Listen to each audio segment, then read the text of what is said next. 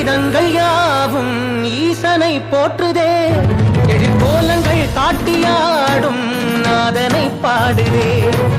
ஆரூரன் தந்த பாடல் அடியாரை போற்றுதே, அதில் காணும் நாயன்மாரின் பக்தியை பாடுதே.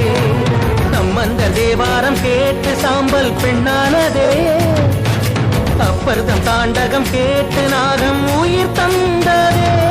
அடநாடென்ன காடென்ன குலம் என்ன பிரிவென்ன எல்லோரும் அடியார்களே.